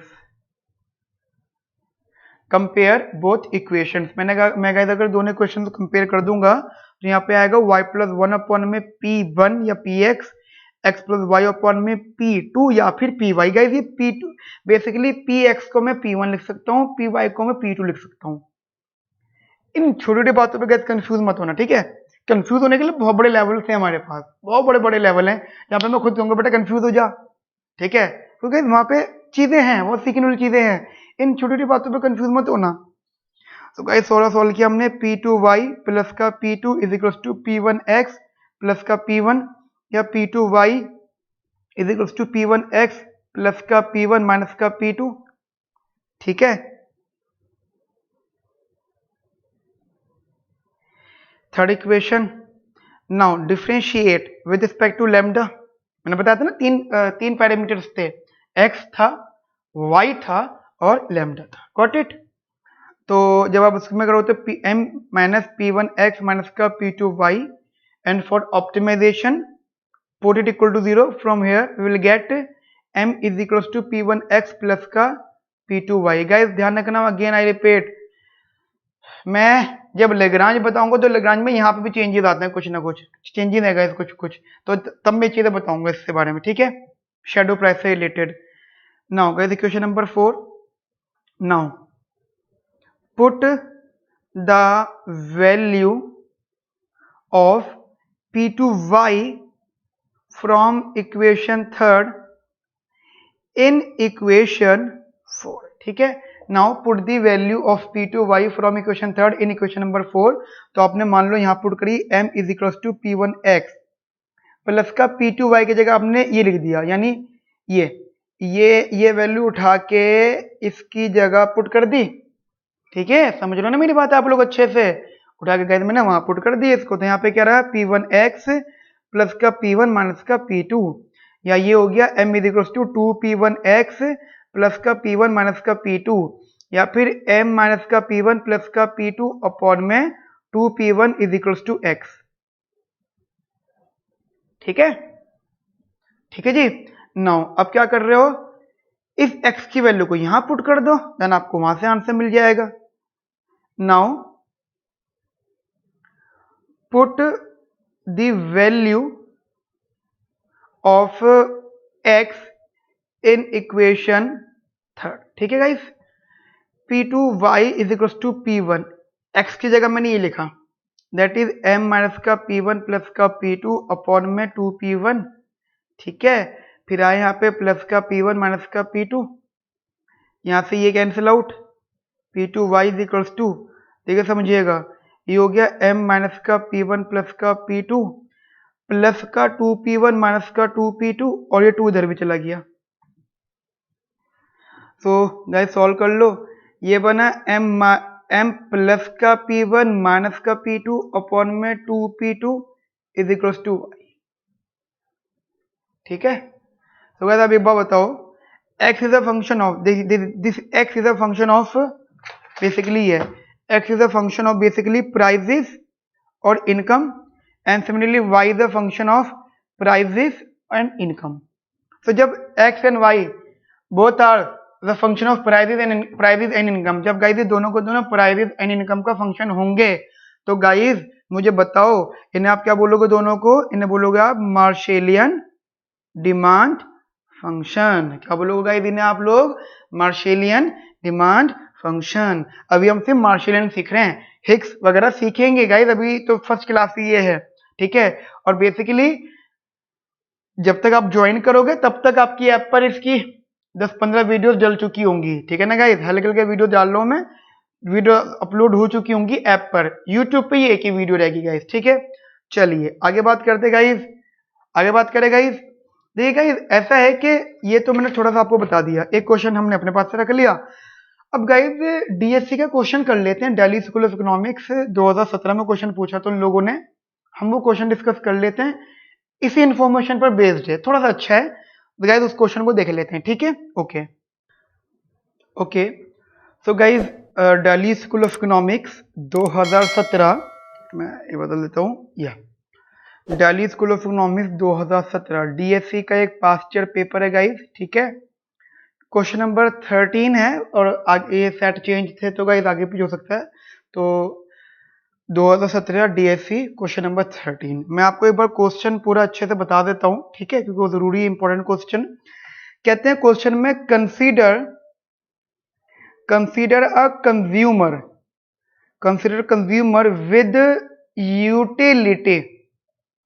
with utility function u, that is a function of x y z is equals to y minimum x comma z। समझ रहे हो, मतलब अब 3 कमोडिटीज आ गई, पहले कितनी होती थी 2, x और y। वैसे हमने n कमोडिटीज वाली बात भी की थी, बट हमने सिर्फ गाइस ओनली बजट लाइन की बात की थी। फिर वो कहते हैं the prices of all three goods are the same। the prices of all three goods are the same, ठीक है ना गाइस। और जो इनकम है, द कंज्यूमर इनकम इज 100, ठीक है। ओके नाउ अब गाइस देखो पूछा क्या उन्होंने, जरा समझ लेना, पूछा क्या उन्होंने।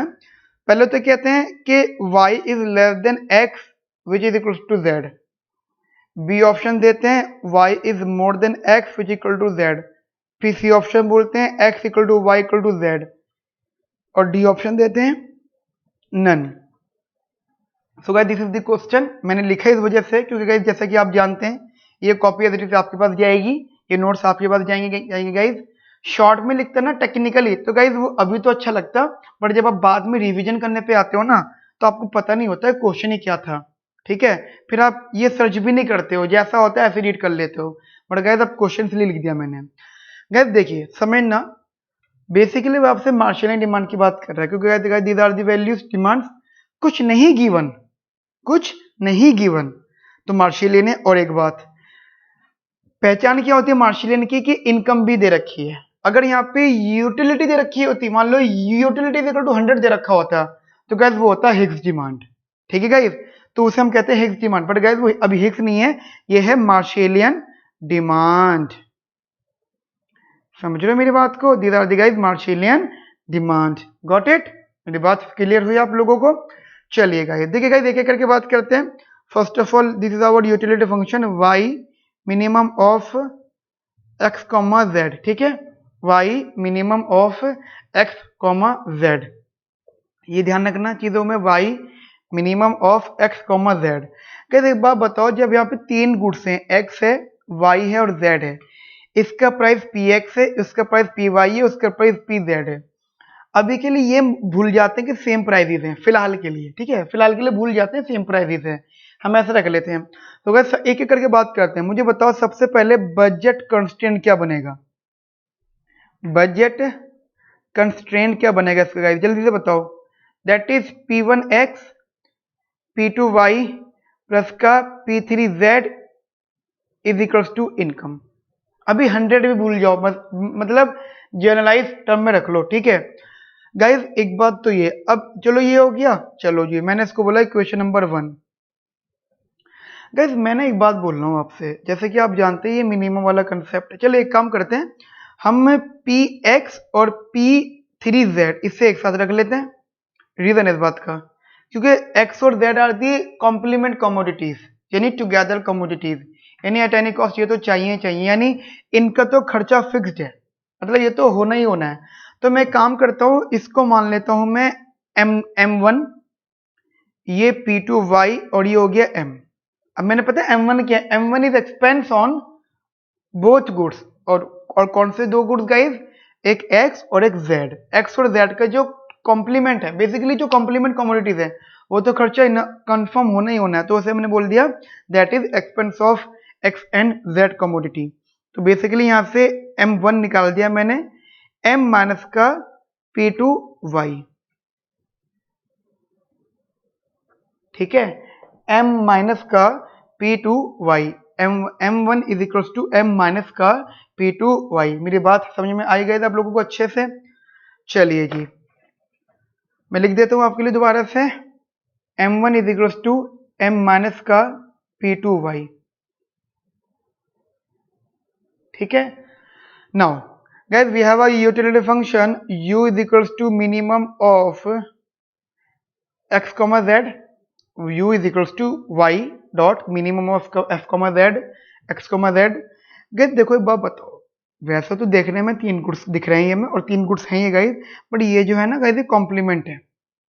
अब तो अगर आपके मन में जा रहा है कि ये बहुत टफ क्वेश्चन है, हमसे बिल्कुल नहीं होगा, बहुत ज्यादा हैवी क्वेश्चन है, इसके लिए तो सीधा सीधा बहुत बड़े इकोनॉमिक्स को आना पड़ेगा, नोबेल प्राइज विनर को आना पड़ेगा, ऐसा कुछ नहीं गाइस, आसान क्वेश्चन है, बहुत ज्यादा इजी, समझना, एक एक करके चीजों को समझो जरा। क्या, लेट सपोज आप मान लो A is equals to minimum of x, z, ठीक है, ये मान लो A, मान लो minimum of x, z, this is the A is basically utility. अब आपकी मर्जी है, सिंपल में आप इसे A बोल लो, V बोल लो, ठीक है, कुछ भी आप बोल सकते हो, मैंने जैसे A बोल दिया।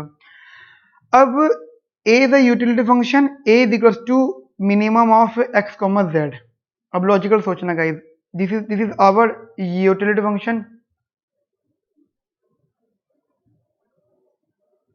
This is our utility function.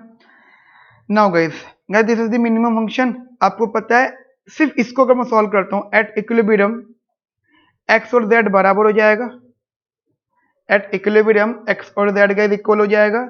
Now अब मुझे बताओ, जस्ट एग्जांपल मैंने क्या लिखा है, M1 is equals to basically इसका बजट कांस्टेंट P1x प्लस का P3z, समझ रहे मेरी बात को, P1x प्लस का P3z M1, ये इसका बजट कांस्टेंट है, बजट कांस्टेंट, यहाँ पे मैं x और z की कमोडिटीज की बात कर रहा हूँ। एंड परफेक्ट कॉम्प्लीमेंट में गाइस ये इक्वेशन 1, ये इक्वेशन 2, बेसिकली इस वैल्यू को यहाँ पुट करो तो M1 is equals to P1x P3x, या ये हो गया M1 is equals to x common लिया P1 प्लस का P3, या फिर x हो गया M1 अपॉन में P1 प्लस का P3। अगर x ही हो गया तो गाइस z भी यही सेम हो जाएगा क्योंकि कॉम्प्लीमेंट है और इक्वल टू है, ठीक है। नाउ पुट, ये से इक्वेशन नंबर 3 बोलो, put the value of equation number 3 from values, from equation number 3, put the values from equation number 3 in the direct utility function. बस बेसिकली मैंने डायरेक्ट ऐसे बोल दिया क्योंकि u था गिवन, जो ये वाला था u, y मिनिमम। अब देखो ये x स्टार z स्टार बन गया, पता है क्या करो, ये x स्टार z स्टार इनके वैल्यूज यहाँ पुट कर दो आप अच्छे से, ठीक है। अगर मैंने इनके वैल्यूज यहाँ पे पुट कर दी इधर x और z स्टार की, तो देखो क्या आएगा, ये आया y मैंने यहाँ पे मिनिमम रखा, minimum that is M1 upon में P1 प्लस का P3, सो ये होगी u is equals to y M1 P1 plus का P3, ठीक है, u is equals to y M1 upon में P1 प्लस का P3। अब गाइस सुनना मेरी बात ध्यान से, आप लोगों ने अभी यहां से M1 की वैल्यू निकाली है, इस M1 की वैल्यू को यहां पुट कर दो, इसे तो ये रखा मैंने P1 प्लस का P3, ठीक है, और मैंने क्या करा, इस M1 की वैल्यू पुट कर दी वहां से M माइनस का P2y। अच्छा क्यों कर रहे हैं ऐसा, लॉजिक है, हमें मार्शली निकालने, तीनों अलग अलग, x भी निकालना, y भी निकालना, z भी निकालना है, फिर उनका आपस में क्वांटिटेटिव रिलेशनशिप देखना है, ठीक है। क्वांटिटेटिव रिलेशनशिप के आपस में क्वांटिटेटिव लेवल पे कितने हैं, मतलब कौन सा ज्यादा, कौन सा कम, या फिर कौन सा बराबर, बेसिकली जो आ रहे हैं। तो ये हो गया गाइस बेसिकली हमारे पास में अब y m माइनस का P2 y स्क्वायर अपॉन में P1 प्लस का P2, थोड़ा सा और सिंप्लीफाई कर लूँ मैं कैसे इसको, ये हो गया वाई एम माइनस का p two y square upon में पी वन प्लस का पी थ्री, ठीक है, या फिर वाई एम अपॉन में पी वन प्लस का पी थ्री माइनस का p two y square upon में पी वन प्लस का पी थ्री, ठीक है। सोचो u इज इक्वल्स टू ये वैल्यू आ गई वाई एम अपॉन में पी वन प्लस का पी थ्री माइनस का p two y square upon में पी वन प्लस का पी थ्री, गैस ये आ गई यूटिलिटी। अब सोचो एक बात बताओ, हमने हमने इसको तो चलो सॉल्व कर लिया था, यहाँ से मिनिमम पे आ गया, उससे हमने ये पूरी कहानी लिया है यहाँ तक, ठीक है। अभी क्वेश्चन खत्म नहीं हुआ है, हम पूरी कहानी यहाँ तक लिया है क्या कि भाई इस ये जो फंक्शन है यूटिलिटी एक्स और जेड का, और एक्स और जेड की एक ही वैल्यू निकाल लो वो दूसरे के बराबर होगी। मैंने एक ही वैल्यू निकाली और जब मैंने वो वैल्यू निकाली तो वहां से ऑब्वियस सी बात है दोनों की जगह पे एक ही रिप्लेसमेंट आ गया, और मिनिमम में मैंने फिर दोनों कॉमन निकल के एक ही कॉमन ले लिया। फाइनली मेरा ये आंसर रहा, आंसर नहीं आया बेसिकली ये आउटकम वहां आया, ठीक है। अब मुझे बताओ कि जब हम अपनी यूटिलिटी मैक्सिमाइज करते थे, ओके जी करते थे, तो जब दो गुड्स होते थे तो तुम वाला ऑप्टिमाइजेशन कंसेप्ट लगाते थे जी, लैग्रांज लगाएंगे फिर बजट लाइन रखेंगे, दुनिया भर की चीजें करते थे, ठीक है, बिल्कुल एग्री। बट आज गाइड गुड्स कितने हैं, कमोडिटीज कितनी है गाइज, जल्दी बताओ कितनी कमोडिटीज है गाइज आज, एक। जब गाइज एक कमोडिटी होती है ना तो पैटर्न का पता है क्या हो जाता है, फिर वो लैग्रांज नहीं लगता, फिर हो जाता है भाई मैं अपनी मार्जिनल यूटिलिटी चाहता हूं। बेसिकली जब भी आप वन कमोडिटी सॉल्व करते हो, ठीक है, मैं बता देता हूं, when you solve one commodity case या one commodity calculation, so always guys marginal utility of that good put it equal to 0, यानी उस गुड की मार्जिनल यूटिलिटी को आप इक्वल टू 0 रखो। आप बोलो सर मार्जिनल क्यों, वहां तो एक ही गुड है, तो ठीक है आप उसके डेरिवेटिव को इक्वल टू 0 रखो, तो मर्जी है आपकी, आप उसे मार्जिनल बोलो या डेरिवेटिव बोलो, ठीक है। अब यूटिलिटी फंक्शन था, हम देख लेते क्या था, y u is equals to y m upon में पी वन प्लस का पी टू माइनस का p two y square p one plus का, अच्छा यहाँ पी थ्री आएगा, ठीक है, वाई एम अपॉन में पी वन प्लस का पी टू माइनस का p two y square upon में पी वन प्लस का पी थ्री, सॉरी मैं रिपीट कर रहा हूँ पी थ्री, मैं पी टू बोले गलती से, पी थ्री, ठीक है गाइस। नाउ अब मैं करता हूँ इसका डेरिवेटिव करता हूँ गाइस, डिफरेंशियल करता हूँ मैं इसका गाइस, समझना ध्यान से, देखिए समझना गाइस, वैसे तो यहाँ पे जो वेरिएबल है वो एक ही है वाई, ठीक है, एम पी वन और पी थ्री एक ही वेरिएबल है, तो मैंने क्या किया, मर्जी है मेरी, मैं पार्शियल भी लगा सकता हूँ टोटल भी लगा सकता हूँ, तो मैं बेसिकली डी यू अपॉन में डी वाई कर रहा हूँ। Assume that m p one और पी थ्री कॉन्स्टेंट है, लेकिन क्यों मैं लगा रहा हूँ क्योंकि मेरे को सिर्फ यही दिख रहा है। अगर मैं आऊँ जर्नल वाले लेवल पे, मतलब इसे कट कर देता हूँ क्योंकि आपका ध्यान उधर ही जाएगा, तो अगर मैं आऊँ जर्नल वाले पर, मतलब जो यूटिलिटी का फंक्शन ऑफ वाई एक्स और जेड का फंक्शन था, तो उसमें पार्शियल लगाऊंगा मैं विद रिस्पेक्ट टू वाई, तो मैंने करा इसको, ये बना एम अपॉन में पी वन प्लस का पी थ्री माइनस का टू पी टू अपॉन में पी वन प्लस का p three, and for optimum values put it equal to 0, for optimisation put it equal to 0, so basically outcome क्या आएगा, m upon में P one plus का p three is equals to two p two upon में P one plus का p three, cancel out, ठीक है guys, cancel out. और अच्छा एक चीज और थी, यहाँ पे y भी आएगा, ये रहा, so that is y is equals to m upon में टू पी टू, तो ठीक है गाइस, ये आ गया y is equals to m upon में पी वन प्लस का पी टू। नाउ ये y की वैल्यू आ गई, अब देखो समझना, अब जहां जहां y था वहां पे y की वैल्यू पुट करो, एक जगह यहाँ पे y था m माइनस का पी टू वाई, और यहाँ पे रखो m माइनस का पी टू, और y की जगह रखो m अपॉन में two p two, cancel out, so m1 की वैल्यू आ गई m माइनस का m अपॉन में टू, ठीक है। तो ये आगे गाइस हमारा सॉल्व करने के बाद में m1 की value that is m upon में टू, ठीक है ना गाइस, m1 की वैल्यू आ गई m माइनस का, मैंने क्या करा सिर्फ मैंने यहाँ पे पुट करा, 2 से 2 कट गया, तो गाइस यहाँ पे m1 की वैल्यू आ गई m1 की m/2, ठीक है।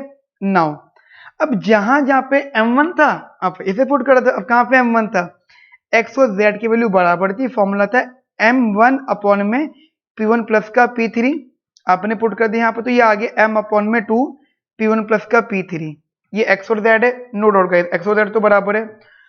अब गाइज अब आ जाओ क्वेश्चन पे। क्वेश्चन क्या था मैं आपको बताता हूँ। क्वेश्चन में लिखा हुआ था, ये सब पूरा क्वेश्चन हो गया। अब मर्जी है गाइज, देखो आपकी मर्जी, आप 100 लगाना चाहो लगा सकते हो, उससे आपको फर्क तो पड़ने वाला है नहीं, क्योंकि उन्होंने हमसे वैल्यू नहीं पूछी, उन्होंने हमसे टेक्निकल टर्म में पूछा क्या ज्यादा क्या कम। हाँ ये इन्फॉर्मेशन यूज कर लेते हैं, the prices of all 3 goods are same.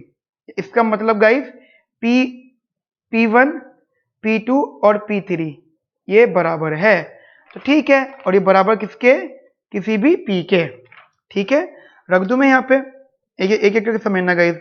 अब मैं तीनों वैल्यू को रख रहा हूँ। सबसे पहले मैंने यहाँ पर रखा m अपॉन में 2 इंटू P प्लस P, या x और z की वैल्यू हो गई m अपॉन x और z, ये is equal to m upon में 4p, y की वैल्यू हो गई m अपॉन में 2p।